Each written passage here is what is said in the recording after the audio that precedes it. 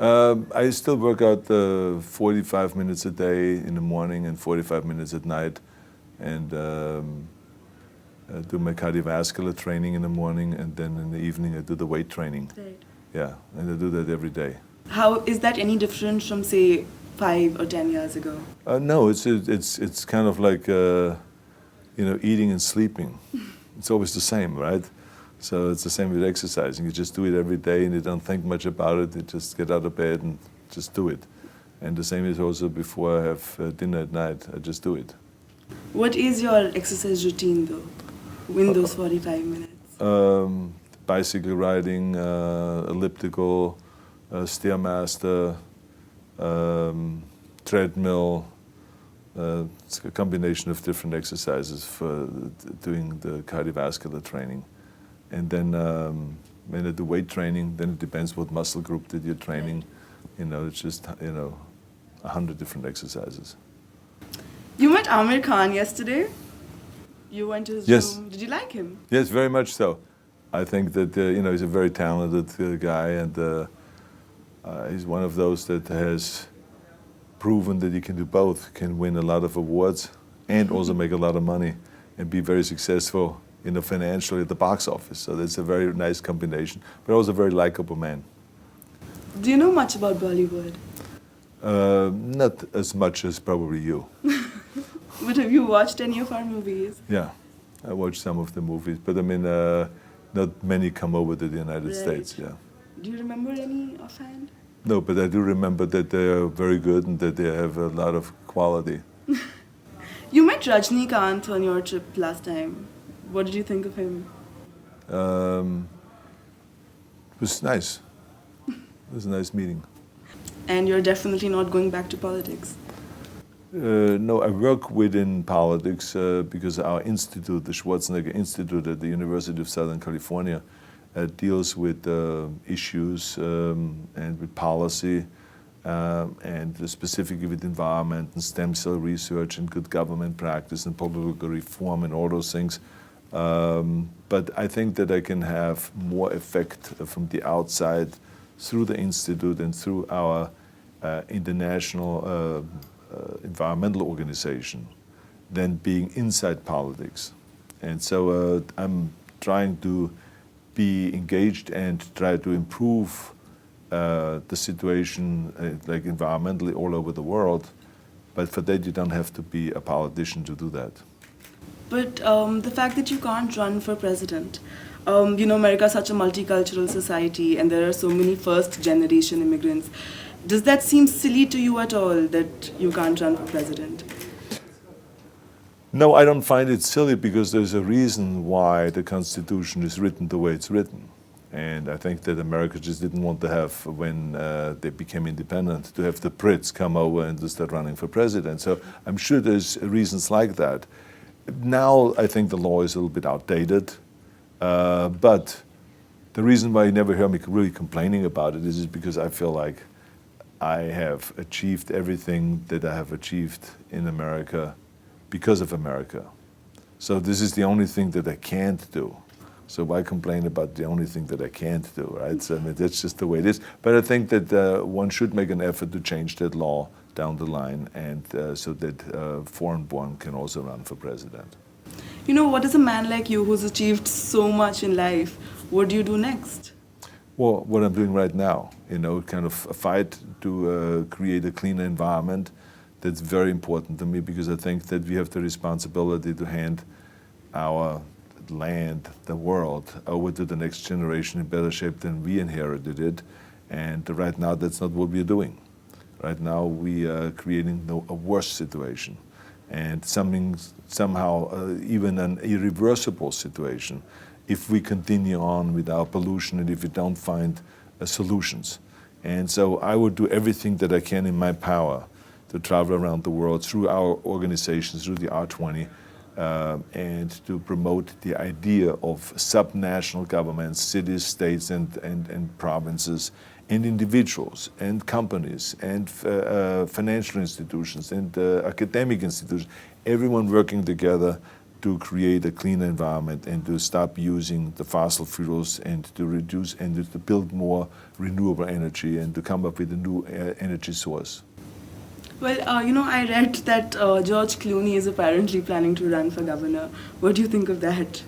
I think that anyone should give it a shot. It doesn't matter to me if it is an actor or if it is a coal miner or if it is, an athlete or a journalist. I mean, I think that if people are passionate about being a public servant, and if they're passionate and have a very clear vision of where they want to go and how they want to improve the state or the country, I think they should jump into that. It's a very interesting arena to be in.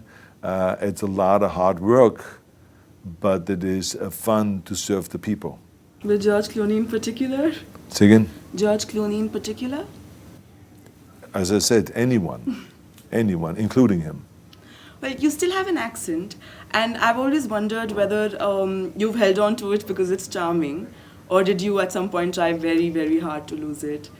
No, I never learned or tried very hard to lose it. I always felt like the most important thing is that you're understandable. But I did not really work on losing the accent. I worked on it sometimes to have different accents. Depends on what the movie is, but not to lose it now. I think it's part of the Austrian charm. Right. You were advised to change your last name when you entered Hollywood, but you held on to it. How difficult was it to hold on to it? Well, it was difficult. I remember when I did the first movie, Hercules in New York, they changed the name to Arnold Strong. And I didn't even have a choice. All of a sudden I saw on a poster Arnold Strong. But then when I got further down the line in the movie business, I made sure that I made it always clear contractually that I want to keep my name Arnold Schwarzenegger. And I felt like if people could remember Gina Lola Brigida and names like that, then they will also remember Schwarzenegger. And the other idea was that if it's hard for you to remember a name, then it's also very hard for you to forget the name. Right. Well, what does it take to, become as successful as you did and do everything that was possible to be done? What does it take? Well, I think that the number one thing is you have to have a very clear vision, a very clear goal of where you want to go, because only then you will get there. You can have the best airplane or the best ship in the world, but if the captain doesn't know where to go, he will just drift around.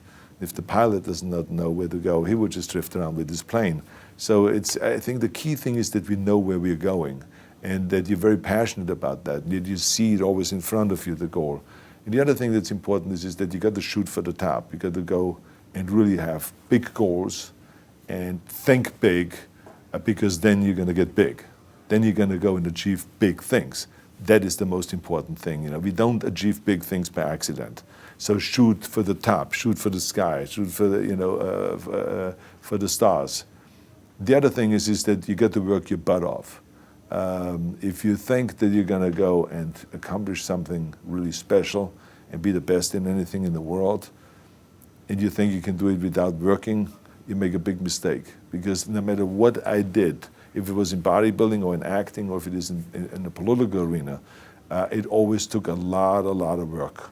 And you got to put out, and you got to, sometimes make a lot of sacrifices. Notice, if you're not willing to work hard, forget about it. So there's another rule that is very important. I think another one is don't be afraid to fail.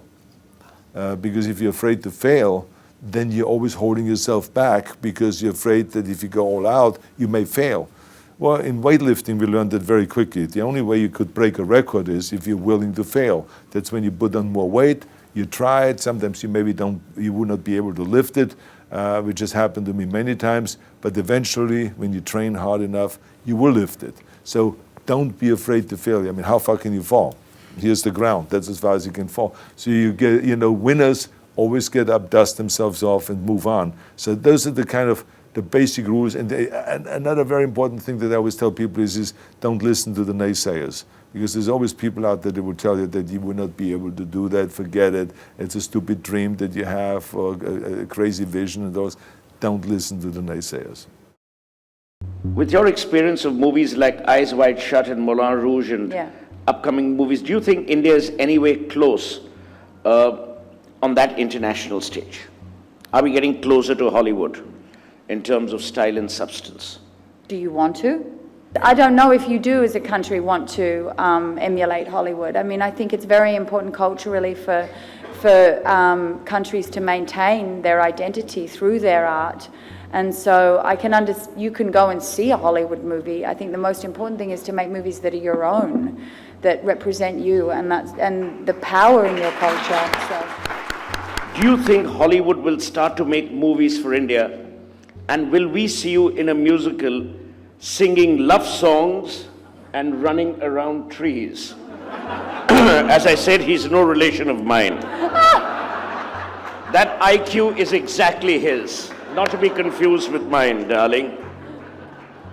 I've now forgotten the first part of the question. The second part Basically, he says, will you come to India and run around shoot trees. movies for all of us, run around trees and kiss a few plants, and that's what intercourse in India is all about. Two flowers kissing each other, and then we have a child. That's how we've got to 1.2 billion people. Sounds like my kind of place. We don't need scientists. As I said, I'm open to anything. I'm open to adventure. But I'd love to have another child, so where's the flower to kiss? Don't ever say that in India. Don't ever say that. So let me begin, Nicole. This is not your first visit to India. No. What excites you about India? What do you really love about India? I've been coming here since I was 17. As an Australian, you want to see the world because we're obviously from a very small island. And as a teenager, as a child, you're always like, I want to explore the world. So of course, India is one of those places that you say, I want to go there. And I think I first came here when I was 17. I came and saw Mumbai. I went to Goa. And I'm just an adventurer. I love different cultures. I love meeting people. I love trying different foods, wearing different clothes, different smells, everything. I'm just one of those people that have, for my whole life, has traveled and absorbed cultures. And India is a place I feel incredibly comfortable. When you look at the way the bodybuilding world has become so scientific, it's become such almost like a formulaic industry in some ways. Has the magic gone from that time when you were there in the gym? Well, I think that the rules are still the same. If it is in bodybuilding or if it is in anything else, you have to have a very clear vision of where you want to go in your career. You cannot get into bodybuilding and think that just by exercising every day, that by accident you're just going to be a world champion. As I said earlier, you have to have a very clear vision and you have to see it in front of you. And then you got to go and shoot for the stars. The bigger you shoot, the further you go. I had a very clear vision of becoming another Reg Park. Reg Park was my idol. Those that don't know who Reg Park was, he was a Mr. Universe in 1951, in 58, and in 1965. 3-time Mr. Universe, and then he became the star of Hercules movies. And I happened to see his cover on a magazine when I was in Graz, in Austria. And I bought that magazine, and there was literally the blueprint. I remember that cover shot that said, Mr. Universe becomes Hercules star. And there was the blueprint on how he trained, how he won his Mr. Universe titles, how he made his move in the movies, and how he then did this money, the hundreds of thousands of dollars that he made then in the 50s and 60s from the Hercules movies, and bought gymnasiums, a chain of gymnasiums in South Africa, and became a very successful businessman. So for me, this was the blueprint. So I immediately had a clear vision that I want to be another Reg Park, that I want to be in London winning the Mr. Universe contest. I saw myself with the trophy in the hand. I saw hundreds of bodybuilders around me looking up at me, idolizing me, and thousands of people up there cheering and standing ovation. That's what I saw. And exactly 5 years later, with 5-6 hours of training like a fanatic, I was standing on that stage in London and I won the Mr. Universe contest with the age of 20 as the youngest Mr. Universe ever. Okay, first of all, let me just say, about Sylvester Stallone, I'm not going to tell him what you said, even though I'm going to see him tonight. Because we're going to meet up in Macau watching the fight with Bakhtiar, which is a major boxing fight. If you don't have anything to do tonight, watch that. It's going to be very interesting. So that's number one. Number two, I fought with Sylvester Stallone for a decade in the 80s. It was all-out war. We hated each other because we were both in the same business and we wanted to outdo each other. And there was like a competition of who has the most muscles, who has the most definition, who has the least amount of body fat, who kills the most people on the screen, who kills them the most unique way, who makes more money at the box office, who makes more money for salaries and all of this. It was war straight all the way through. And then finally in the early 90s, we became kind of friends.